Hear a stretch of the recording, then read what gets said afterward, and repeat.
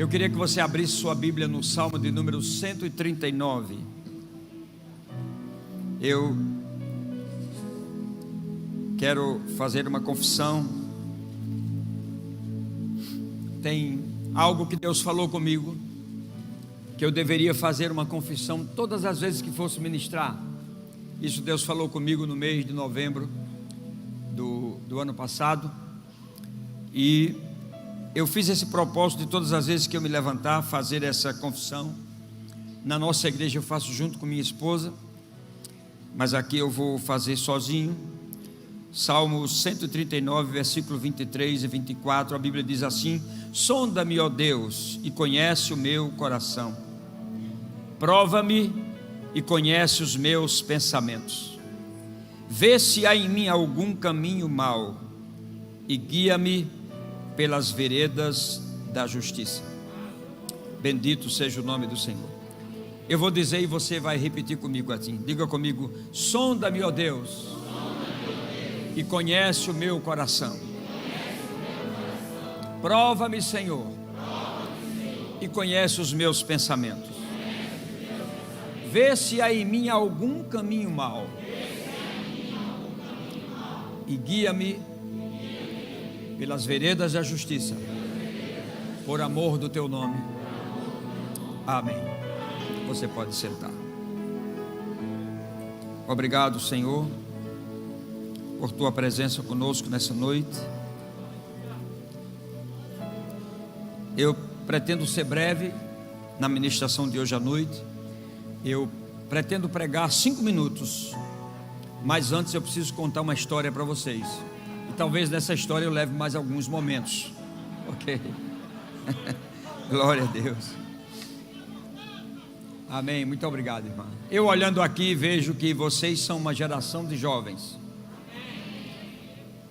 Eu estou na geração de vocês, como tem alguns aqui que estão na minha geração, na geração de hoje. Mas eu percebo que muitos de vocês não conhecem alguns fatos históricos que aconteceram no Brasil e no mundo. Fatos estes que são exatamente o respaldo de tudo que nós estamos vivendo hoje. Nós estamos vivendo tempos difíceis, tempos tenebrosos, onde há um poder e uma força tentando desagregar a família. Vocês sabem disso. No mundo corporativo, em todos os níveis em que nós estamos vivendo, nós vemos que há uma desagregação. E você que não viveu décadas atrás, talvez você não saiba o porquê do momento que nós estamos vivendo. E eu quero te trazer um pouco dessa história nessa noite. E quando eu terminar essa história, então eu trago uma mensagem de 5 minutos para abençoar a tua vida. Eu sou de 1953, eu tenho 68 anos, mas eu percebo que aqui a grande maioria é de 60 para cá, salvo alguns que vêm lá de trás, como eu, até de antemão. Mas para não ficar muito longo, eu vou puxar e começar com vocês de 1960. As coisas que ali aconteceram, eu vou puxar de década em década, para que você que não tem conhecimento da história, você perceba do porquê você está vivendo o que nós estamos vivendo hoje, e a necessidade que nós temos em sabendo dessas coisas, os posicionamentos que nós temos que tomar nos dias de hoje, como igreja principalmente, para que nós possamos receber de tudo aquilo que Deus tem para dar para as nossas vidas. Eu estava lendo minha Bíblia e o Espírito Santo falou comigo algo. Chuva é algo que só Deus pode dar. Nenhum ser humano pode dar chuva. O único que pode trazer a chuva é Deus. Então chuva, ela é um milagre. Quando o povo saiu do Egito, lá eles tinham no Egito o rio Nilo, que é o maior rio do mundo em extensão, e era de lá que eles tiravam toda a água que eles precisavam para a irrigação das terras. E o povo de Israel que lá vivia, que não era de Israel ainda, nem eram de fato hebreus, eram escravos no Egito, eles estavam lá e eles usufruíam daquilo que eles ofereciam. Mas quando eles foram para a terra prometida, depois de 430 anos, eles foram para uma terra cheia de montanhas. Ela não tinha muitas planícies como não tem hoje. E agora eles dependiam totalmente de Deus. Enquanto no Egito eles dependiam do rio Nilo, agora na terra prometida, na terra que manava leite e mel, eles dependiam totalmente de chuva, porque era um lugar sem água. Não haviam rios, não haviam ajuntamentos. E é por isso que você vai ouvir a palavra dizendo que Deus daria a chuva a seu tempo. Deus daria a chuva temporã e seródia, a chuva a tempo e a chuva a fora de tempo. Esse é o grande milagre. E eu digo para vocês que é o grande milagre que Deus tem preparado para derramar nos últimos dias. Não obstante tudo isso que nós estamos vivendo, haverá um momento em que os homens dependerão de Deus totalmente. Será naquele tempo que as pessoas procurarão a morte e não encontrarão. E serão naquele tempo que as pessoas correrão para o Senhor. A Bíblia diz que nem os loucos errarão o caminho. Então, essa chuva que vai ser dada nos últimos dias, é dela que eu quero falar no final dessa mensagem. Mas antes eu preciso contar essa história para vocês. Irmãos, nunca foi em tempo algum tão preciso como nos dias de hoje. Nós temos os nossos olhos abertos para as realidades espirituais existentes, como nos dias atuais. Isso me reporta a aquele momento de Eliseu com o seu servo, quando ele acorda e ele percebe que eles estão sitiados por um grande exército, mas o profeta já via além daquele momento. Graças a Deus pelos profetas, que eles veem além do momento atual. Eles veem coisas lá na frente, eles buscam em oração na mente de Deus, e eles podem trazer essas realidades no tempo presente para que nós nos preparemos para o tempo futuro. Por exemplo, todos os profetas da Bíblia, se você atentar para aquilo que eles viam e ouviam, simplesmente eles estavam em comunhão com Deus, em oração, em busca, em jejum, que são chaves que o Novo Testamento nos mostra, assim como o Novo Testamento também. E nessa busca eles ouviam as conversas que Deus tinha com Jesus Cristo e com o Espírito Santo, dos fatos que viriam. Por exemplo, em Atos dos Apóstolos, no capítulo 2, quando aconteceu aquela chuva na forma do Espírito Santo que foi derramado, e eu vou falar nisso lá no final da mensagem. A Bíblia nos ensina que naquele momento que aquela chuva cai, ela foi tão profunda, e eu posso te dizer com toda segurança que aquela não foi toda a chuva. Eu vou te mostrar isso na palavra hoje, para que você se alegre, para você entender essa última chuva que eu vou falar para você hoje à noite. Que as pessoas pensaram que eles estavam embriagados, e o resultado disso é que Pedro se levanta para dizer para eles que eles não estão embriagados. É algo que foi dito por um profeta, e esse profeta, ele ouviu, nesses momentos que ele estava em oração, em busca a Deus, ele viu os céus conversando, e ele ouvindo o céu conversando, ele capta aquela mensagem, e ele traz essa mensagem para a terra. E depois Pedro replica essa mensagem que o profeta ouviu, e lá naquele texto Pedro começa a discorrer algumas coisas, e tem um momento que Pedro diz assim como disse o profeta Davi: disse o Senhor ao meu Senhor. Ou seja, o profeta Davi, nos seus momentos de comunhão, ele ouviu Deus dizendo a Jesus Cristo, e ele ouve aquilo na dimensão do Espírito, e ele traz para a terra. Ele ouviu, por exemplo, Jesus orando ao Pai, quando o Pai dizia para ele que o seu corpo não veria a corrupção, ou seja, ele não ficaria num túmulo, ele não apodreceria. E tudo aquilo foi trazido pelos profetas. Irmãos, o verdadeiro profeta é aquele que está sempre diante de Deus, ouvindo aquilo que ninguém está ouvindo, vendo aquilo que ninguém está vendo e trazendo aquilo que ninguém está trazendo, porque só trazem aqueles que estão apercebidos do tempo presente em que estão vivendo. Bendito seja o nome do Senhor. Então,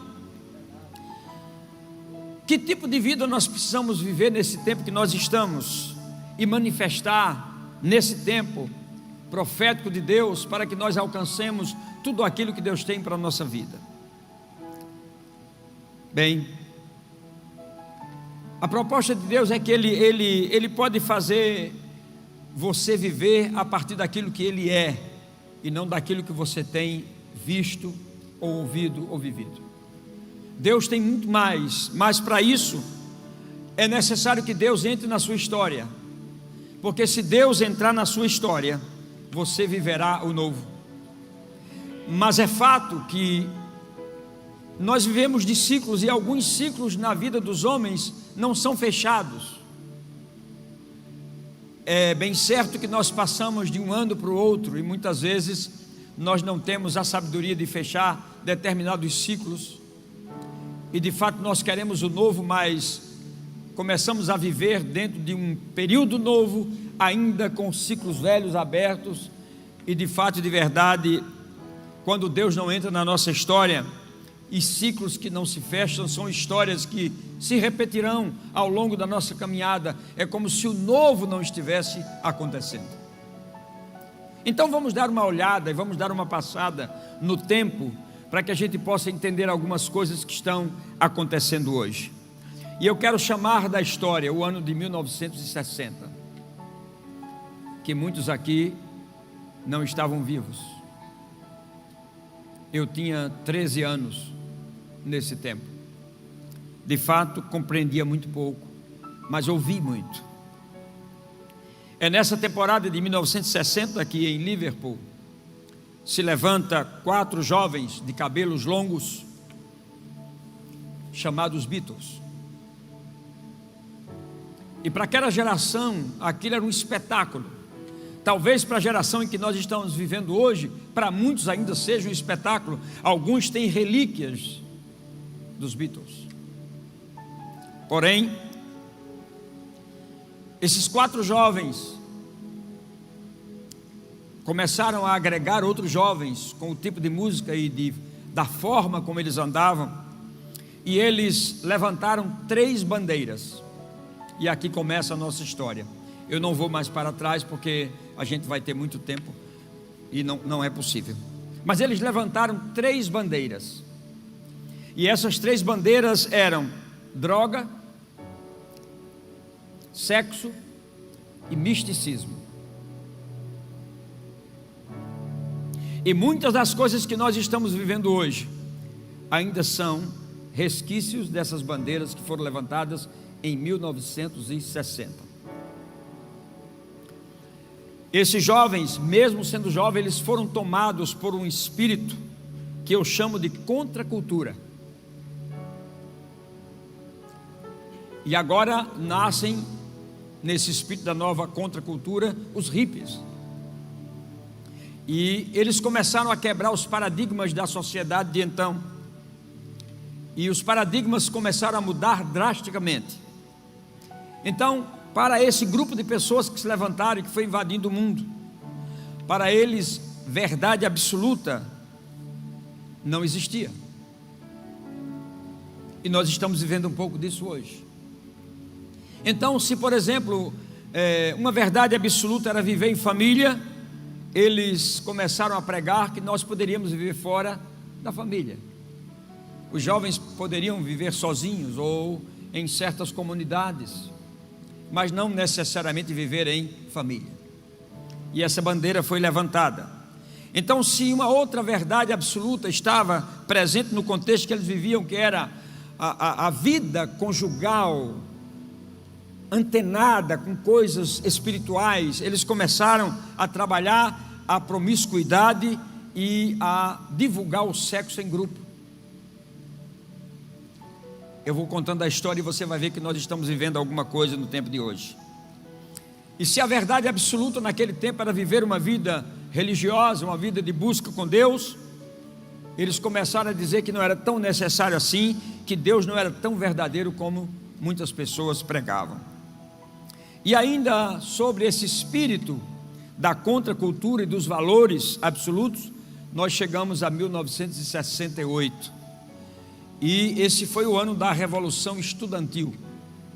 Aqueles que são da minha geração devem lembrar disso. E essa revolução, ela foi chamada de a Primavera de Praga.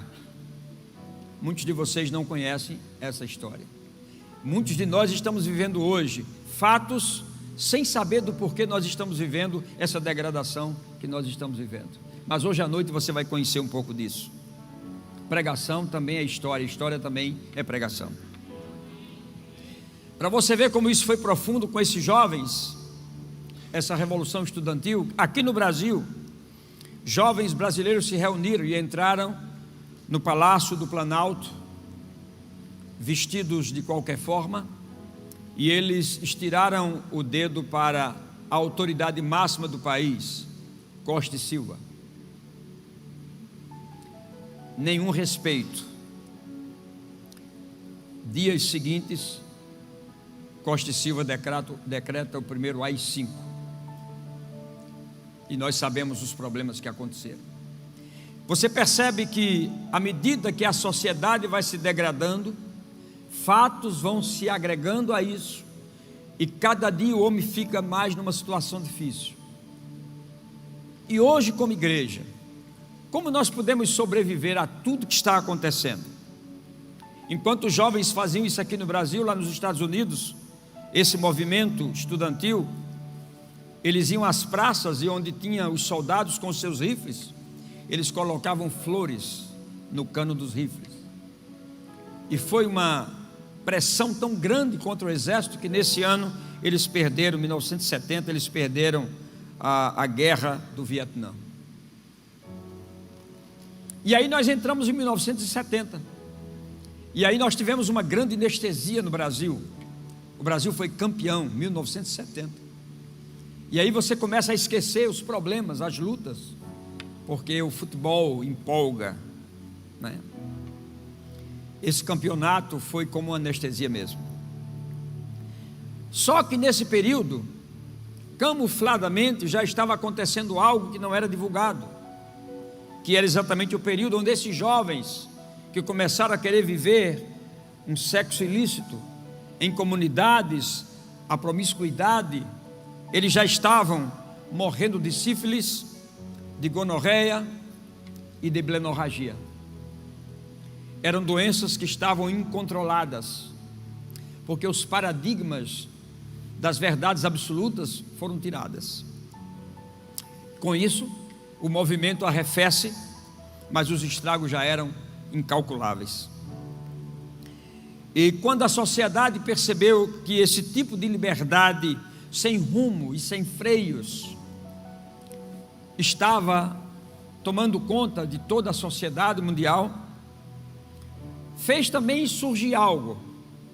Ao invés do homem melhorar e buscar refúgio nas verdades absolutas, ele entra totalmente agora, imerge nas drogas, e agora ele se torna dependente das drogas, e a destruição causada pelo sexo irresponsável se tornou muito maior. Os dias caminham e nós entramos na década de 1980, e com a sofisticação da tecnologia surge aquilo que se chamou de guerra nas estrelas. Eram os países que queriam conquistar o espaço. Não era aquele filme Guerra nas Estrelas, era a conquista do espaço. E com essa conquista do espaço vem um outro problema que surge, chamado o neoliberalismo. Foi ali que ele teve sua ascendência. E o que é o neoliberalismo? É um conjunto de ideias políticas e econômicas capitalistas que defendiam a não participação do Estado nos negócios, na liberdade, no comércio e no desenvolvimento como um todo. Foi nesse contexto que em 1985 um livro abalou o mundo, um livro, e estruturas governamentais do mundo inteiro. O senhor Mikhail Gorbachev escreve um livro por nome Perestroika, onde ele admite que a União Soviética estava quebrada.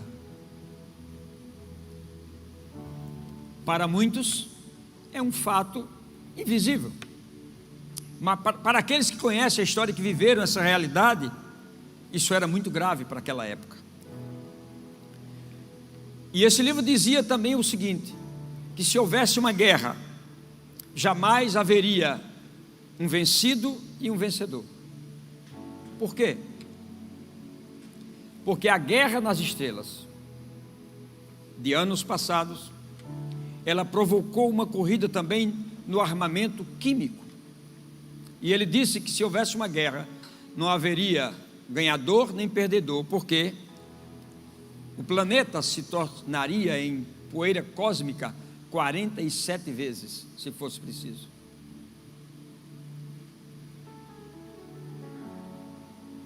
E quantas pessoas estavam a par disso? Quantas pessoas estavam ligadas com esses fatos? E aí vem 1989, acontece um fato extraordinário, é a queda do Muro de Berlim. E o mundo olha aquilo como uma festa, pessoas querendo um pedacinho da pedra. Porém, de fato, estava acontecendo um outro processo, que estava entrando no mundo então, que era o processo ideológico. Esse processo ideológico faz com que os jovens percam seus sonhos, e a saída que eles têm agora é com a construção do shopping center, é ir aos shoppings, vestir roupas de marca, curtir o aqui e o agora, sem se preocuparem com as coisas de fato, de verdade, que deveriam ser de preocupação. Nesse período vem também o pós-modernismo, que tem como base também um tripé de sustentação. Sempre os movimentos trouxeram tripés de sustentação. E o pós-modernismo trouxe três. Trouxe a pluralização, a privatização e a secularização. E qual era a ideia dessa perna chamada pluralização? Qual era a ideia? A ideia era a seguinte: nós estamos vivendo isso hoje. Você é detentor de muitas ideias. Isso me lembra Luiz Alberto, aqui da igreja, um homem sábio que conhece muita coisa. Você é detentor de muitas ideias, você fala de muitos valores, mas nenhum deles é absoluto. Olha o tempo em que estava se vivendo. Como é que uma sociedade vive sem valores absolutos? E aí você vai, por exemplo, a um supermercado comprar uma pasta dental, e aí você encontra lá muitas marcas, e aí você tem o poder de escolhas, e esse poder de escolhas, ele está hoje intrinsecamente infiltrado em nossa sociedade, na igreja e em todos os segmentos, porque a igreja deixou de ser reino, onde o rei é quem diz o que tem que ser feito, e passou a ser um CNPJ, onde todo mundo dá opinião, faz assim, faz assado, e etc, etc. Então você tem a opção de escolher a pasta mais cara, a mais barata, a que tem melhor sabor, ou aquela que a publicidade trabalhou melhor. Mas de fato você tem direito de escolher tudo isso. Ou seja, a escolha é sua, porque as ideias são múltiplas e não existe uma ideia absoluta. E hoje, queridos, você crê numa verdade absoluta, e publicar essa verdade que você crê é estar politicamente incorreto.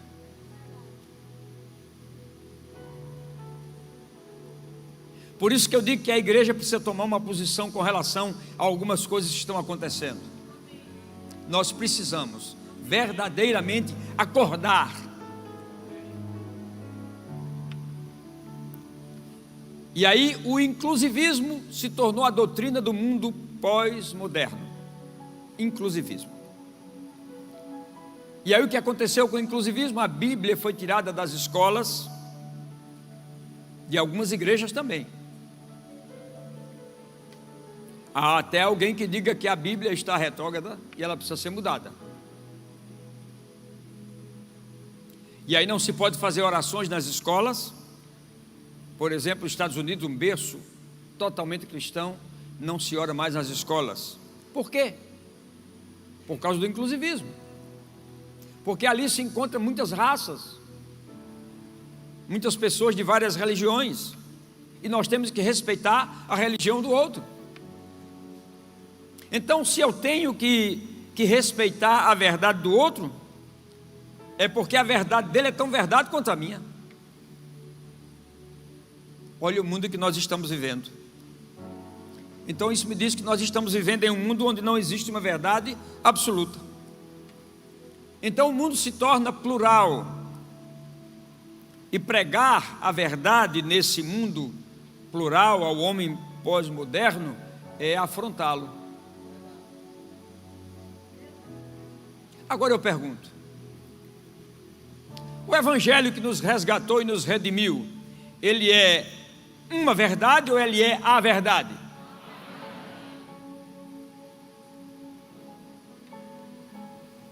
Aquilo que o evangelho fala como atributos de Deus é uma verdade ou é a verdade?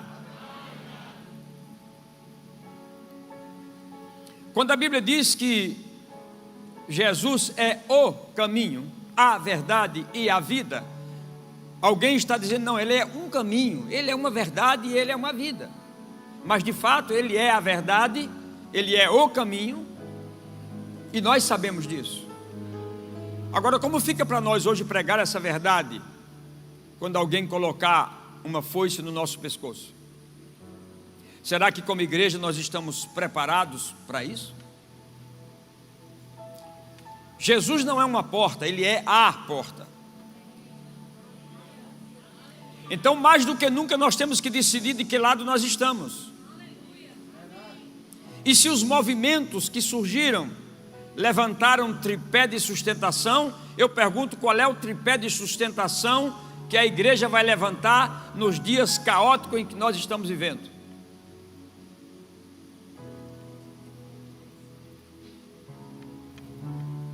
Porque hoje o mundo diz: o que eu faço e o que eu escolho é um problema meu, você não tem nada a ver com isso. E aí nós vemos que um homem morar com outro homem ficou simples, uma mulher morar com outra ficou simples. E onde está a verdade absoluta nisso? Olhando para a Bíblia diz: com o homem não te deitarás como se fosse mulher, porque isso é uma abominação. Mas hoje o que nós mais vemos é crente curtindo esse tipo de coisa.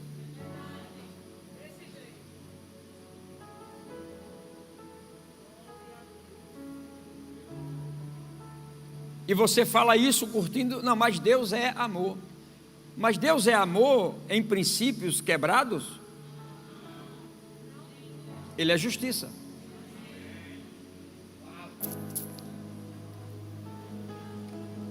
E a pergunta que não quer calar, irmãos, é essa: é ou não é um desafio ser um cristão nos tempos em que nós estamos vivendo? Ser um cristão não é ser um religioso, não é ser alguém que vem na igreja porque é bonito, porque tem uma música boa, ou porque tem um profeta. Mas é alguém que está intrinsecamente e verdadeiramente ligado com tudo aquilo que a palavra diz que nós devamos viver. Nós não somos religiosos, mas tem algumas coisas que a palavra nos mostra que nós perdemos ao longo do tempo. Hoje nós não sabemos, por exemplo, o que é nos posicionar numa reunião como essa e levantar nossas mãos aos céus. Existe um peso que não nos deixa passar 2 minutos com mãos levantadas, e a Bíblia diz que isso é bíblico. Mãos levantadas, e elas têm um sentido. Quando você está levantando suas mãos, você está oferecendo algo. Mas a Bíblia diz também que você pode estender as suas mãos em certos momentos, e nós não sabemos em que momentos fazer isso. Esse sinal quer dizer que você está recebendo algo da parte de Deus. Hoje nós não sabemos o que é curvar a nossa fronte em determinados momentos. Nós não sabemos o que é nos ajoelharmos. Nós não sabemos o que é encostar a nossa fronte no pó. Todos esses princípios nós fomos perdendo. E todos eles, se eu tivesse tempo, eu ia te mostrar que todos eles são bíblicos e há um momento para cada um deles.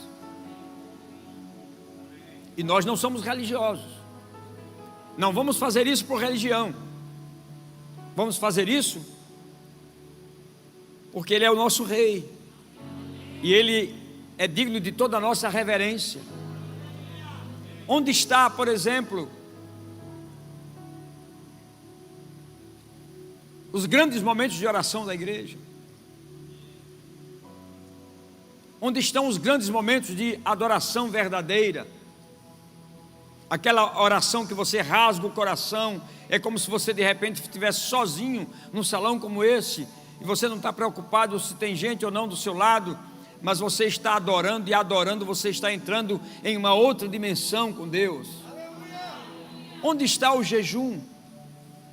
Chaves que foram usadas pelos grandes homens de Deus no Velho Testamento e no Novo Testamento.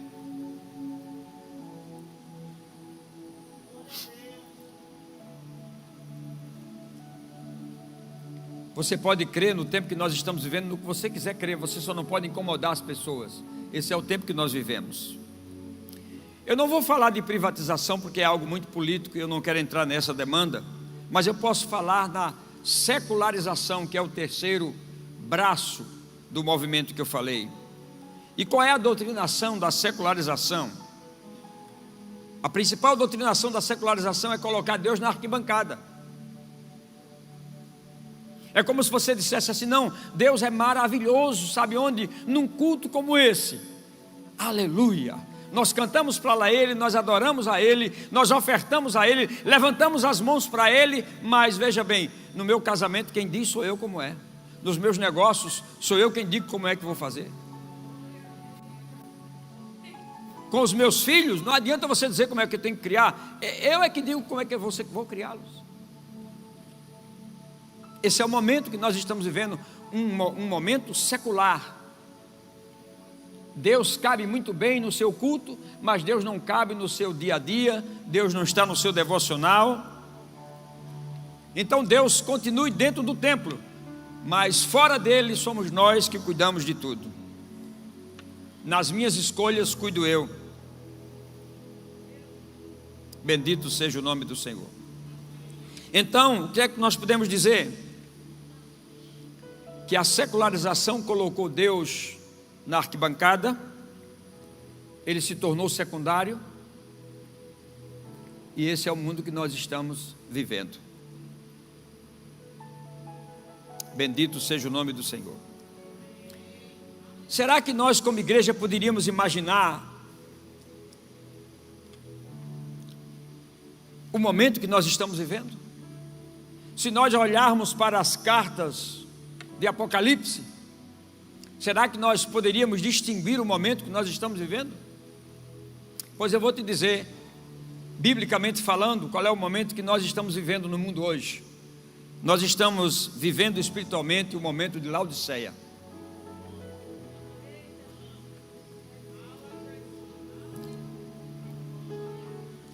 Todas as igrejas têm um nome, todas elas têm um nome que significa algo. Escuta o que é que significa Laodiceia. A palavra Laodiceia é composta de 2 nomes. Laos, que significa leigos,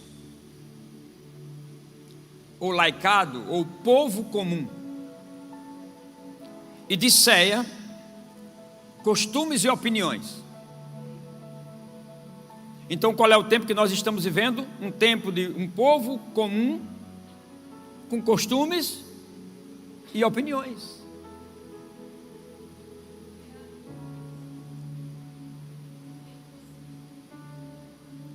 Consultamos mais os homens do que consultamos a Deus. As pessoas não querem ler a Bíblia, elas são leigas nos assuntos, por isso que são enganadas. Então, Laodiceia significa os costumes dos leigos, o costume daqueles que não sabem nada de Deus. E é por isso que o mundo está como está. É o tempo da opinião do povo comum. Então, com isso, a igreja deixa de exercer o seu papel de que é a confrontação com o inferno. E porque a igreja deixa esses princípios de lado, irmãos, e acata opiniões, você sabia que na primeira igreja, que muitas vezes nós dizemos assim, que eles não têm a revelação que nós temos, eles trabalhavam totalmente diferente do que nós fazemos hoje? Vou ler um texto para você, de Atos capítulo 13, versículo de 1 a 3, diz assim: entre os profetas e mestres da igreja de Antioquia da Síria, estavam Barnabé e Simeão, chamado Negro, Lúcio de Cirene, Manaém, que tinha sido criado com o rei Herodes, Antipas e Saulo. Certo dia, enquanto oravam, adoravam e jejuavam ao Senhor. Diga comigo, 3 chaves. 3 chaves poderosas. Eles oravam, oração é uma chave para abrir portas.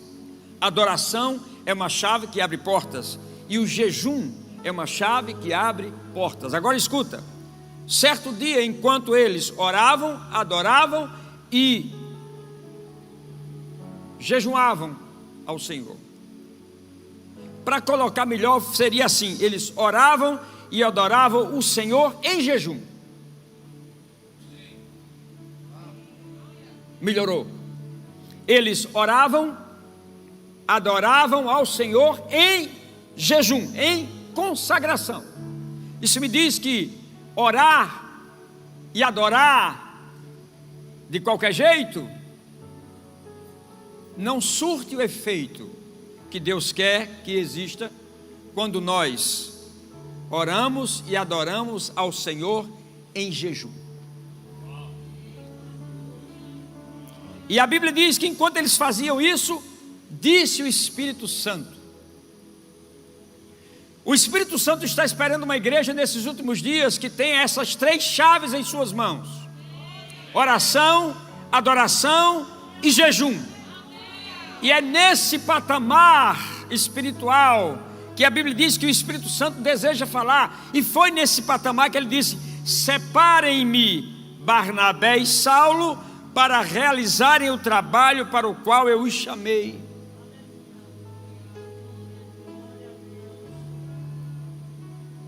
Sem nenhuma condenação, mas você já percebeu que hoje nós separamos pessoas, muitas vezes, sem orar, sem adorar a Deus e sem jejuar. Separamos pelas habilidades, pelos feitos, mas não separamos por uma direção do Espírito. Se nós separássemos pela direção do Espírito, nós teríamos muitas surpresas.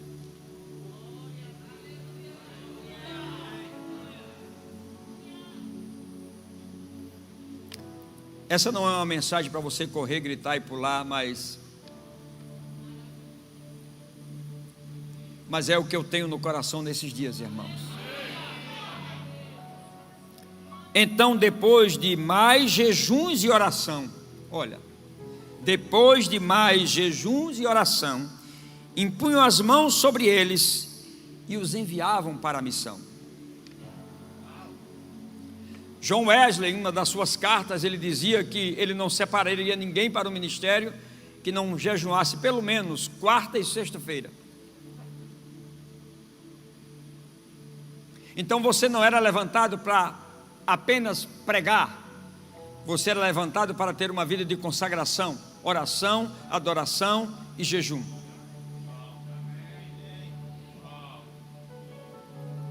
Então, nós podemos tomar como base tudo isso que eu falei para vocês, trazendo o contexto da história, para esclarecer fatos bíblicos,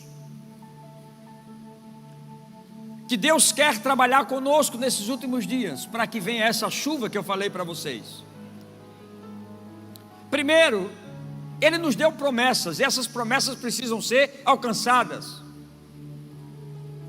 Mas nós temos falado ao longo desses 4 anos passados, que investir em sentimentos e distrações tem tirado muitas pessoas do caminho. Há muitas pessoas que não voltaram da pandemia, porque eles se envolveram em distrações, muitas palavras jogadas ao ar, e elas se envolveram nas distrações, se envolveram também em sentimentos, e elas deixaram o caminho. Como diz a canção antiga, tantos que corriam bem, longe hoje estão. Por quê? Porque não estão atentos às coisas que estão acontecendo nesse momento. Irmãos, existem 4 passos que nós temos que ter para chegar às promessas que Deus tem para nós. Primeiro, nós precisamos crer nas promessas, porque se você não crer, você nem sai do lugar. Segundo, é tomar a decisão de caminhar em direção a essa promessa. Em terceiro lugar, é nunca desistir na caminhada, não importando os empecilhos que possam acontecer. A música profética que nós cantamos hoje à noite, cantamos uma música profética. Eu espero que vocês tenham percebido isso. Essa música, ela é profética. E depois tomar a decisão de tomar posse de todo o desfecho daquilo que Deus tem. É por isso que você vai perceber que Deus manda 12 espias para mapear a terra que estava dando a eles. Ironicamente era: vocês vão lá na terra prometida.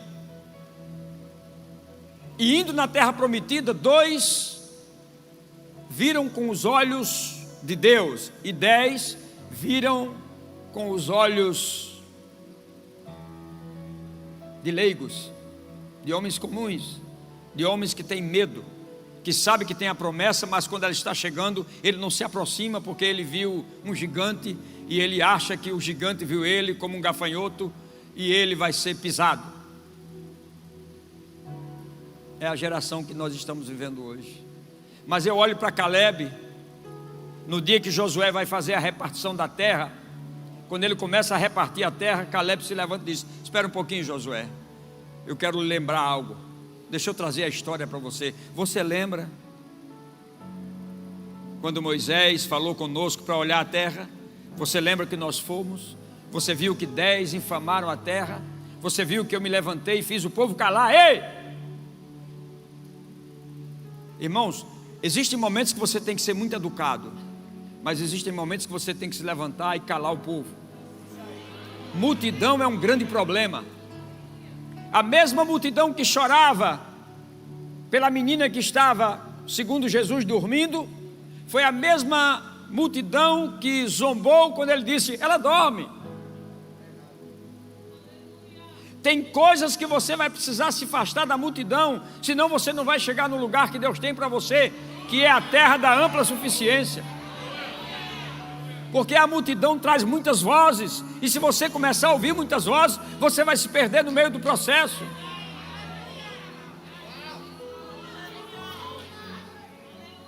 Bendito seja o nome do Senhor.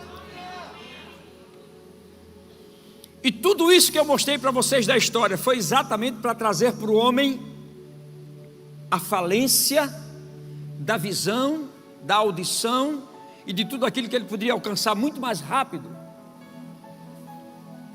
Eu quero que você saiba de uma coisa: o inferno traçou uma linha e ele foi levando os homens a construir essa linha Mas deixa eu te dizer uma coisa, aqui do outro lado há uma linha profética já feita por Deus antes da fundação do mundo, e essa linha profética está acompanhando tudo que essa linha está fazendo. E eu vou te dizer, vai ter um dia que essas linhas vão convergir e só tem um que vai ficar de pé, chama-se Deus.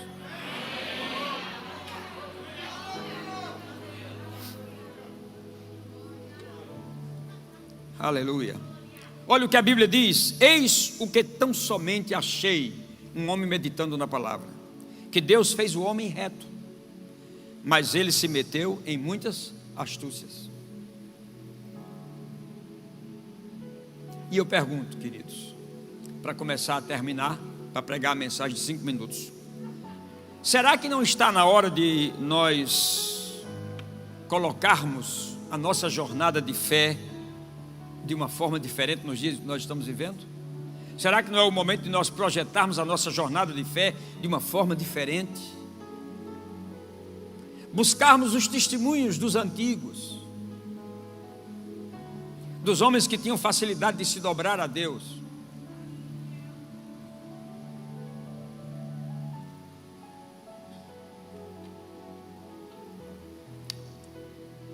E você olha para o mundo e vê, parece que está ficando pior cada dia. Sabe por quê? A Bíblia tem resposta para tudo. Eclesiastes 8:11 diz assim: visto como não se executa logo a sentença sobre a má obra, o coração dos filhos dos homens está inteiramente disposto a praticar o mal. É mais ou menos assim: você comete um pecado e você olha para o céu, não houve um trovão, não houve um relâmpago, não houve um vendaval, uma ventania, e você diz, não aconteceu nada, você peca de novo. Você olha, não aconteceu nada, e você peca de novo, e você peca de novo. Porque se o juízo de Deus se aplicasse no momento da falta, nenhum de nós estaríamos mais aqui. Mas o amor de Deus é tão grande, é tão perfeito, que Ele está sempre nos dando uma oportunidade, uma chance de nós nos levantarmos.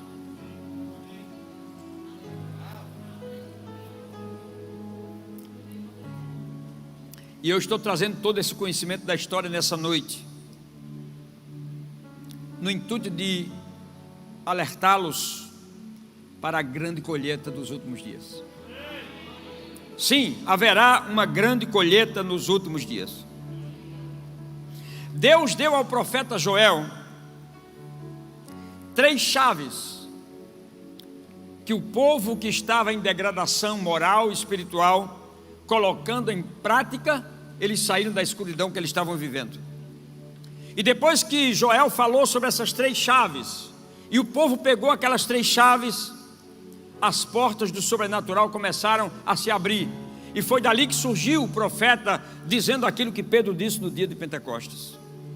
As chaves foram oração, adoração e jejum. E eu vou te dizer com toda certeza, eu espero que um dia nós estejamos diante de Deus, eu e você juntos, para nós ouvirmos Deus dizer assim: era exatamente aquilo que eu queria que vocês entendessem. As chaves que iam puxar a chuva ou o milagre que eu tinha era oração, adoração e jejum. Agora perceba, quando eles fizeram isso, Deus manda uma palavra pelo profeta falando de chuva. E qual é o propósito da chuva? Restituição. O propósito da chuva, que é um milagre, é restituir.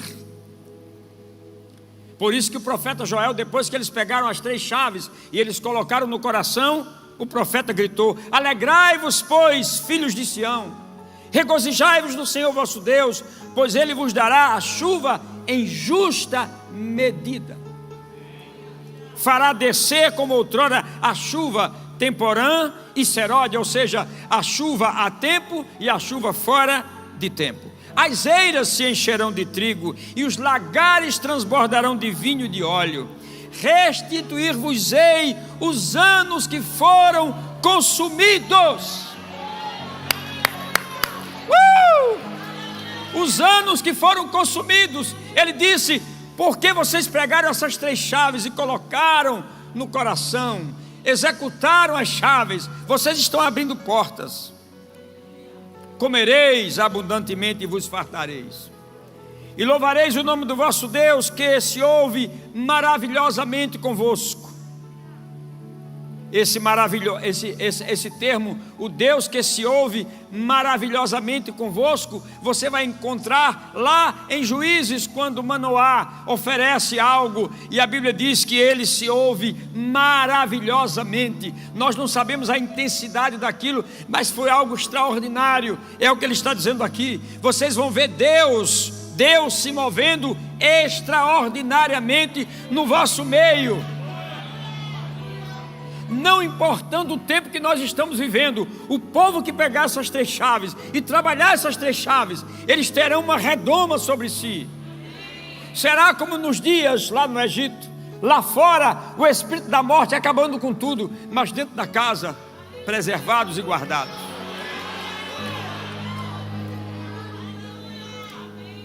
E ele dizia: o meu povo não será envergonhado, e sabereis que eu estou no meio de vós. Eu, Senhor vosso Deus, e não há outro. Vocês, meu povo, jamais serão envergonhados. Então nós entendemos aqui que a chuva é o grande milagre. E aí, esse milagre vem num certo dia. Agora, preste atenção nisso, que é muito importante. Agora eu quero que você abra sua Bíblia. Joel capítulo 2, 28 a 32.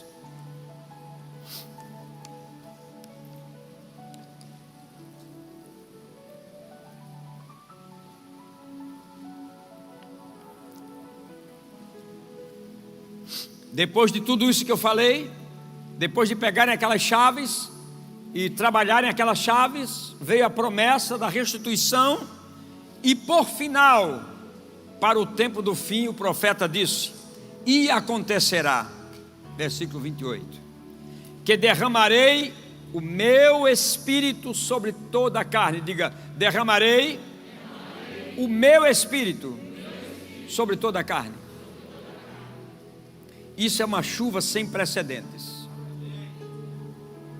Vossos filhos e vossas filhas profetizarão, vossos velhos sonharão, vossos jovens terão visões, até sobre os servos e as servas derramarei o meu espírito naqueles dias. Mostrarei prodígios no céu, na terra, sangue, fogo, coluna de fumaça. O sol se converterá em trevas e a lua em sangue, antes que venha o grande e terrível do Senhor. E acontecerá que todo aquele que invocar o nome do Senhor será salvo, porque no monte em Sião, Jerusalém, estarão os que forem salvos, como o Senhor prometeu, e entre os sobreviventes, aqueles que o Senhor chamar. Aqui tem uma palavra profética que eu não vou entrar nela agora, porque não compete a mim nesse momento. Os que estão salvos e os que serão sobreviventes, e os que o Senhor chamar. Aí você vai para Atos dos Apóstolos, você vai ver o discurso de Pedro, e aí você vai entender o que eu estou dizendo. Já comecei a mensagem, já tem 2 minutos, estou olhando no relógio. Atos capítulo 2, versículo 14 a 18. Então se levantou Pedro com os 11 e, erguendo a voz, advertiu-os nesse termos: varões judeus e todos os habitantes de Jerusalém, tomai conhecimento disto e atentai para as minhas palavras. Estes homens não estão embriagados, como vi dispensando, sendo a 3ª hora do dia. Judeu não bebia até 9 da manhã. Mas o que ocorre é o que foi dito por intermédio do profeta Joel: e acontecerá nos últimos dias, diz o Senhor, preste atenção, derramarei do meu espírito sobre toda a carne. Diga, derramarei do meu. Agora preste atenção, Joel disse: derramarei o meu espírito, e Pedro diz: derramarei do meu. Uma coisa é derramar o espírito, outra coisa é derramar do espírito. Eu quero que você entenda, quando Deus estava dizendo a Moisés que levantasse Josué e coloca sobre ele um pouco da tua autoridade. Ele não diz coloca a tua autoridade, coloca um pouco da tua autoridade, coloca uma porção do teu espírito. Uma coisa é o derramamento todo, outra coisa é uma porção daquilo. Enquanto Joel está dizendo derramarei o meu, Pedro está dizendo derramará do seu. Por quê? Porque nós pensamos que Pentecostes veio toda a chuva. Não, a maior chuva ainda virá.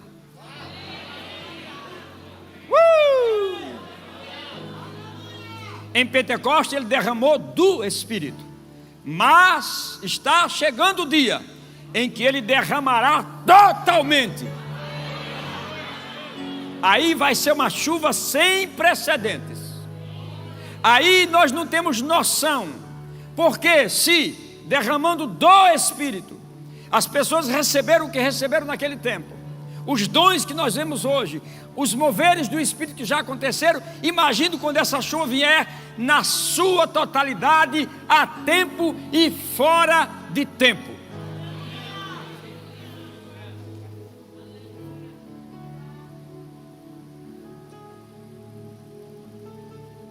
Você vai ver o irmão levantar e passar pela parede.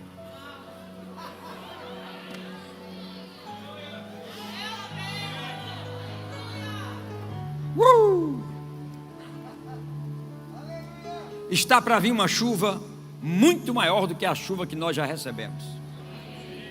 Qual é a minha preocupação? Essa chuva irá potencializar a igreja em 100%. 100% de potencialização.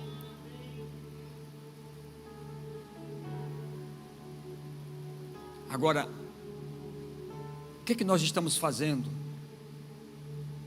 Como é que nós estamos nos preparando para que isso aconteça? Talvez aqui nós não cantamos essa canção. Adeus, ano velho, feliz ano novo. Mas essa canção ela tem uma coisa interessante. Se você prestar atenção como eu vou dizer, adeus, ano velho, porque o que passou, passou, não está mais comigo. Adeus, ano velho. Existem coisas que você tem que deixar para trás. Adeus, ano velho. O que Deus tem para nós é um ciclo novo, é algo diferente, é algo que Deus quer que nós vivamos. Agora você imagine se nós pegarmos essas 3 chaves hoje à noite. Josafá viveu um tempo assim difícil também. Ele teve medo. É possível ter medo. O que você não pode é potencializar esse medo em você. Mas a Bíblia diz que quando ele teve medo, ele foi orar. Ele descobriu uma chave, e orando ele adorou, descobriu a segunda chave, e adorando ele jejuou, descobriu a terceira chave. Por isso que de repente, executando as 3 chaves, pula um profeta no meio do templo e diz: olha, fique tranquilo, essa batalha não é sua.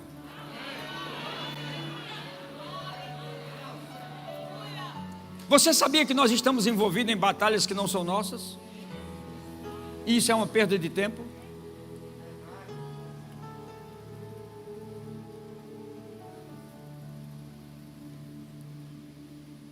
Sonda-me, ó Deus, e conhece o meu coração.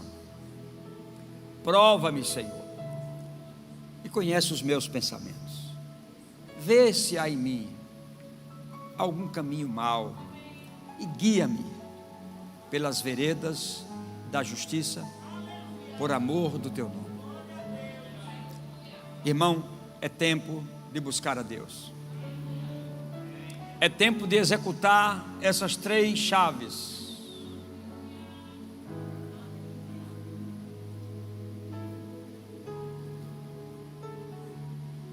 Eu vou dizer uma coisa para vocês aqui hoje à noite, porque eu tenho liberdade do Espírito para dizer, que eu não disse nem na minha igreja, nem na nossa igreja eu disse. E eu já vou dizer aqui. Certamente algum já está ouvindo, e crente é bem fofoqueiro, daqui a pouco todo mundo vai saber.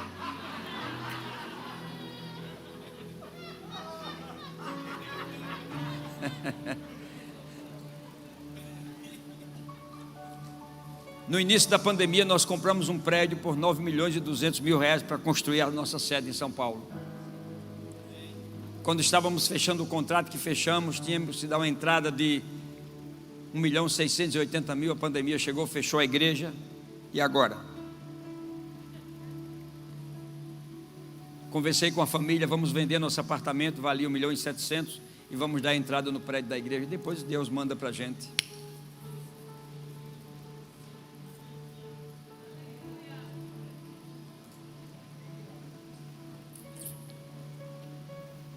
E aí o pastor Bruno chegou um dia no meu gabinete e disse assim: pastor, por que a gente não faz um consórcio? Eu disse: mas consórcio tem que dar lance, eu não tenho dinheiro. E para depender do sorteio eu não quero isso. Ele disse: não, mas se o senhor orar, com um mês a gente é sorteado.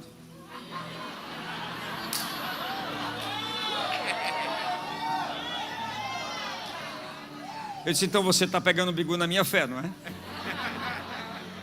Ele disse: não é, porque eu tenho uma convicção que quando o Senhor move a unção que está na sua vida, as coisas acontecem. Você ouviu isso? Quando você move a unção que está sobre a sua vida, as coisas acontecem. Muitas vezes você está esperando de fora, já está dentro. Você move as águas que estão dentro e as coisas começam a acontecer. Aí ele fez 5 cartas de consórcio. Esse rapaz foi quem fez as 5 cartas. Ele é meu filho. Fez as 5 cartas. Com 30 dias fomos sorteados com 5 cartas. Semana retrasada, não sei, dezembro, fomos sorteados com mais 2. Não, mas isso não é o bom. Isso não é o melhor. O melhor eu vou dizer ainda, que eu não disse na igreja. Eu preparei essa mensagem para pregar. Desde outubro que eu venho trabalhando as mensagens de dezembro, de janeiro, e etc, e etc, etc. Aí eu me deparei com o Espírito Santo dizendo 3 chaves. Pega essas 3 chaves: jejum, adoração e oração. Oração, adoração e jejum. E eu peguei essas 3 chaves e eu comecei a trabalhar essas 3 chaves, abrindo portas, abrindo portas, abrindo portas.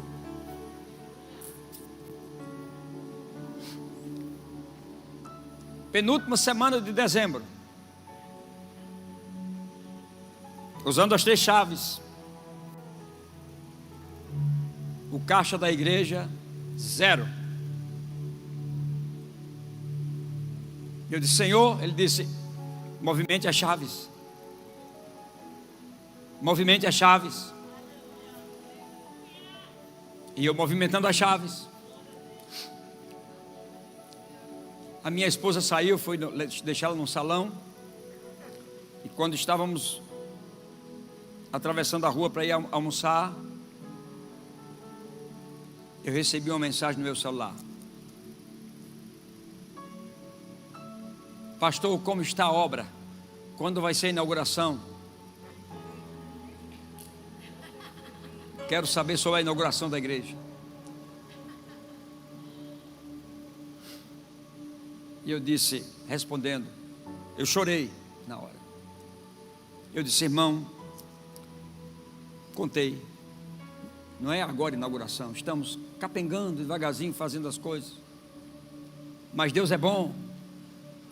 Ele disse: Deus é bom. Deus é bom.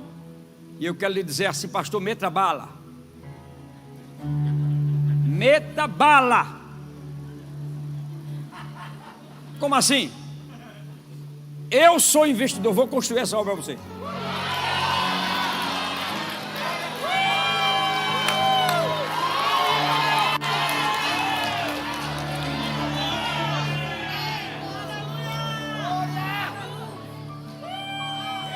Se eu estivesse falando de uma dor que eu estou sentindo aqui, todo mundo ia chorar, ô pastorzinho, né? Eu estou falando de uma alegria, irmãos. A Bíblia diz para você chorar com os que choram, mas se alegrar com os que se alegram.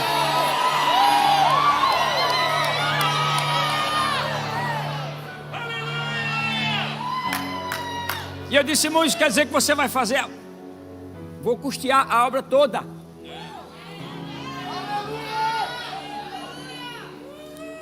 Três chaves: oração, adoração e jejum. Duvido que você fique onde você está, espiritualmente falando, materialmente falando, ou monetariamente falando, se você pegar essas três chaves e colocar na sua vida. Aleluia. Está sem som ou está com som? Coloque essas 3 chaves em evidência na sua vida.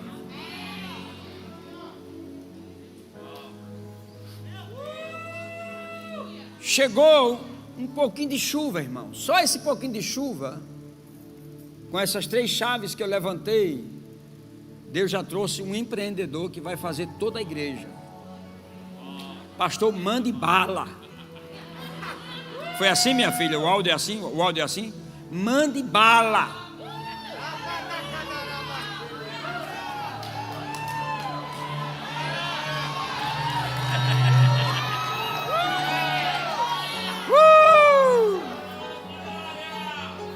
Irmão, se Deus fez conosco, diga, faz comigo.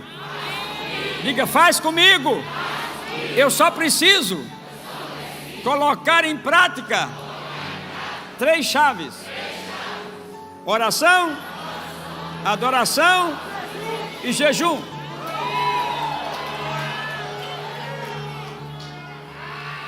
Quantas vezes, pastor? Até que. Diga, até que. Diga. Diga. Diga.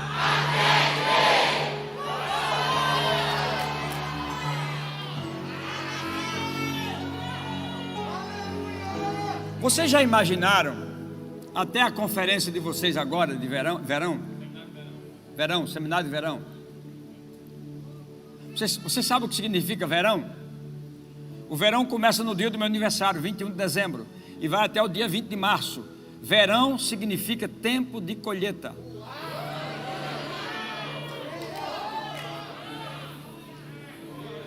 Entenderam não, pastor?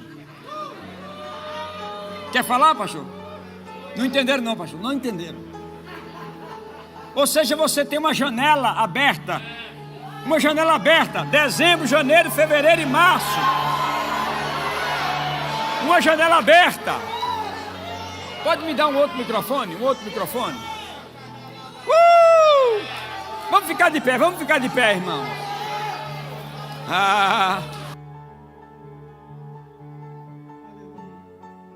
Você tem uma janela aberta para a colheita.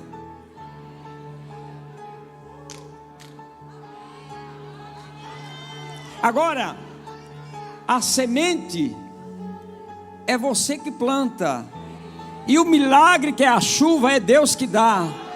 Agora a chuva pode vir como milagre e não encontrar semente na terra. Estou certo ou estou errado? Então, eu ia dizendo assim, já imaginou se até o seminário de verão vocês tomassem uma decisão? Uma decisão. Alguém se levantou assim, pastor, é o seguinte, pastor Humberto, é o seguinte, veja bem, todos os dias, até o seminário a gente vai estar aqui de noite, todo mundo orando.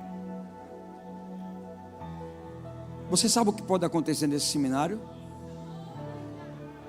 Meu amigo, está para vir uma chuva. Joel disse, derramarei o meu espírito, mas Pedro disse, Joel viu o fim e Pedro viu o começo. Aí Pedro disse, derramarei do meu espírito. Então está para vir uma chuva, irmãos, muito maior do que qualquer chuva que nós já vimos. Agora, sabe quem vai puxar isso? A igreja. As mãos levantadas, orando, adorando e jejuando. Oh, bendito seja o nome do Senhor. A Ele seja dado toda a honra, toda a glória, toda a riqueza, todo o louvor, toda a adoração. Pastor Júnior, eu queria que você fizesse um momento de oração aqui conosco, mas eu queria que vocês cantassem aquela canção. Aquela canção profética. Aquela canção é profética. É uma canção profética. Vamos cantá-la? Vamos cantar. Pastor Júnior, pega o microfone. Vamos orar. Vai ser um momento de oração agora, irmãos. Eu creio que Deus está para derramar uma chuva sem precedentes. Uma chuva sem precedentes. Agora Deus quer encontrar a tua semente. Eu não estou falando só de dinheiro, irmãos. Dinheiro é semente. Mas Deus quer encontrar uma semente chamada oração.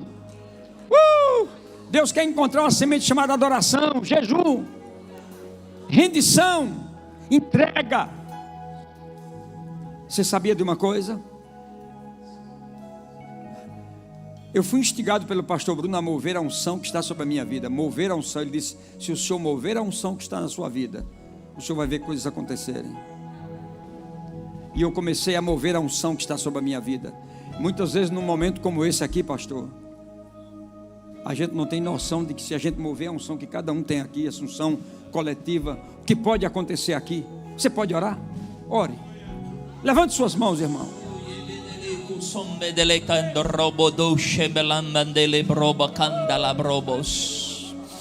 Senhor, nós dispomos nosso coração para o espírito de temor invadir nosso espírito, nosso corpo, nossas entranhas, porque reverenciamos a tua vontade, reverenciamos a tua palavra, reverenciamos as tuas promessas e o liberar do teu espírito. Senhor, hoje, de maneira profética, o Senhor tira as escamas dos nossos olhos, para nos fazer entender o cenário profético e o agir do Senhor. E Senhor, a uma só voz nós nos erguemos e dizemos não ao sistema do mundo, não às influências do mundo, não às ideologias do mundo, mas em nosso espírito nós aceitamos a verdade da tua palavra, nós aceitamos os tempos proféticos, nós aceitamos o derramado do teu espírito. Senhor, então a uma só voz nós nos erguemos diante do Senhor e dizemos: sim, Espírito Santo, vem com as tuas chuvas. Sim, Senhor, derrama sobre nós mais uma vez. Vem mais uma vez sobre nós. Nós nos entregamos como cooperadores teus. Nós queremos fazer participantes desse agir da tua glória nesses últimos dias. Oh Senhor, nós não queremos ficar assistindo, mas iremos nos mover com a tua glória, iremos nos mover com a tua unção. Espírito Santo, nós clamamos a ti, nós cremos no que foi anunciado. Como não será de maior glória o ministério do Espírito?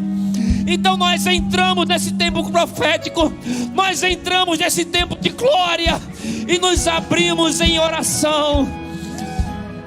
Nos erguemos em adoração e nos comprometemos em jejum diante de ti, para que os céus se abram mais uma vez sobre a tua igreja, para que os céus se abram mais uma vez sobre a tua igreja. E assim como em Jesus Cristo o Espírito Santo foi derramado em plenitude, que sobre o corpo de Cristo venha a plenitude do teu Santo Espírito. E que escute mais uma vez a voz do céu clamando e anunciando a volta do nosso Messias. Nós nos erguemos a ti agora em adoração. Oh, nós anunciamos o Deus de toda provisão, o Deus que vai nos derramar de força, vai nos encher de graça, de reverência, de ousadia, o Deus de toda provisão, o Jeová Jireh. Nós adoramos aquele que vive, nós adoramos aquele que fez, e adoramos aquele que mais uma vez irá derramar chuva sobre o seu povo, chuva sobre o seu povo. Nós adoramos a esse que vive, nós adoramos aquele que vive.